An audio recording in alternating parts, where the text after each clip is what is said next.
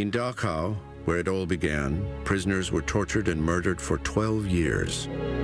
Now, senior SS men, their executioners, are imprisoned here, including Arthur Liebehenschel.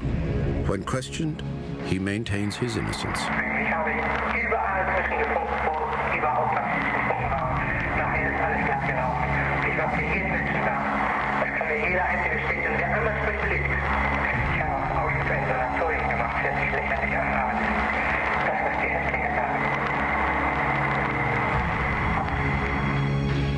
He is placed on trial in Krakow, Poland.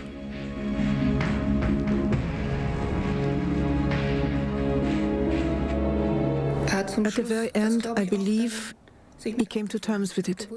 He knew what was going to happen. He wrote us a farewell letter, and right at the bottom it said, "I have just heard the verdict, the death sentence." Frankfurt, 1964.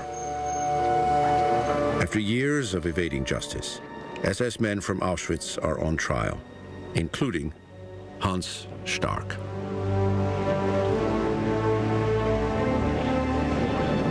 Die Sitzung und Verhandlung des Schwurgerichts am Landgericht in Frankfurt am Main ist eröffnet.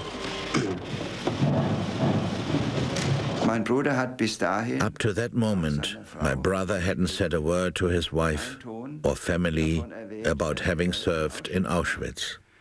And when he was finally arrested in Cologne, and his wife looked at him absolutely incredulously, he just said, it was about something that happened during the war. Something that happened during the war is single-handed murder in at least 44 cases. Hans Stark denies the charge.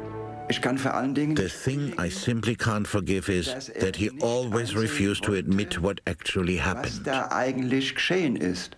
though he was one of the people who caused it. At the time of his crimes, Hans Stark was still a minor.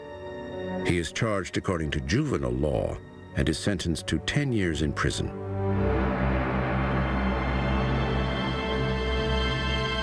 A child of his time. Führer, order us, we shall follow you. Can lead to Auschwitz. The concept of a leader, a Führer, must never be accepted. Blind obedience to a leader can never be adopted as a defining identity. Everyone must accept responsibility for whatever he does, even in critical situations. This is something that still applies today.